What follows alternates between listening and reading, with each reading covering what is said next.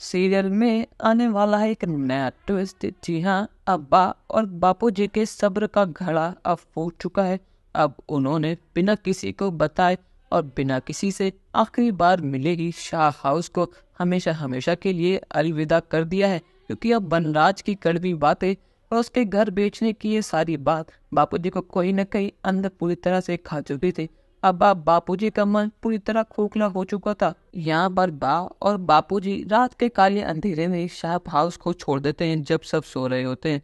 और जब सुबह अनुपमा उनके रूम में जाती है और देखती है कि बापूजी वो है ही नहीं है, और वो पूरे घर में ढूंढती है, तो वो समझ जाती है कि बा और बापूजी कहीं चले गए हैं, क्योंकि उनका सारा सामान भी अब यहाँ पर नहीं है।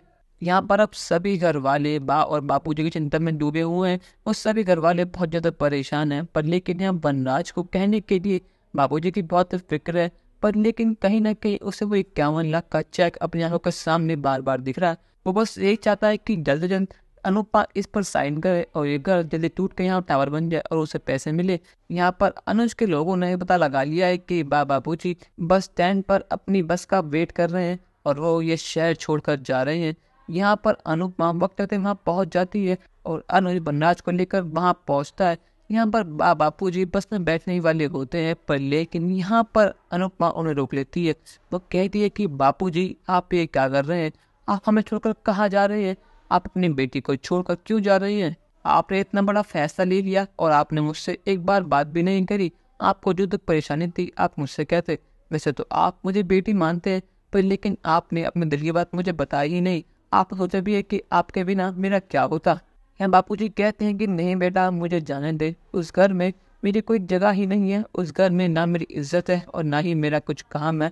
हम दोनों उस घर के लिए एक बोझ बन चुके हैं, हम दोनों कुछ भी बोलेंगे तो सबको बुरा लगेगा। और ये बात मैंने देख ली है, मनराज जो कर रहा है बिल्कुल ठीक कर रहा है और वो सही भी है। हम दोनों अब बूढ़े हो चुके हैं, अब हम दोनों को अपनी जिंदगी एक साथ बितानी है, तो इसलिए हम तुम सबको फ्री कर रहे हैं। उस दिन पाखी ने जो कुछ भी कहा बिल्कुल ठीक करा, पर लेकिन हम ये बात समझ ही नहीं पा रहे थे। यहाँ पर वनराज आते के साथ ही बापूजी के पैरों में गिर जाता है। वनराज को अपनी गलती का एहसास हो चुका है और समझ चुका है कि उसने उस दिन पाखी को ना रोककर बहुत बड़ी गलती कर दी थी। बापूजी से कहता है कि बापूजी उस समय मेरे सामने पे दुविधा थी, उस समय एक माँ बोल रही थी ना कि पाखी, और मुझे नहीं पता था कि पाखी की बात आपको इतनी बुरी लग जाएगी। और बापूजी आपने इतना बड़ा फैसला क्यों लिया, आखिर आपने मुझे छोड़ देने का फैसला क्यों किया, आपको पता है ना कि आपके बिना मैं नहीं रह पाऊंगा, आप मेरे लिए भगवान जैसे हैं। यहाँ पर अब वो कहता है कि बापूजी प्लीज मेरे साथ अपने घर चलिए, पर लेकिन अब बापूजी और बात साफ इनकार कर देते हैं। वो कहते हैं कि नहीं वरना तुझे मेरी कसम, तू हमें अकेला छोड़ दे। अब क्या यहाँ पर अनुज और अनुपमा बापूजी को वापस ला पाएंगे या नहीं, अपनी राय हमें कमेंट में जरूर बताइएगा और चैनल को अब तक नहीं कि सब्सक्राइब तो कर लीजिए। धन्यवाद।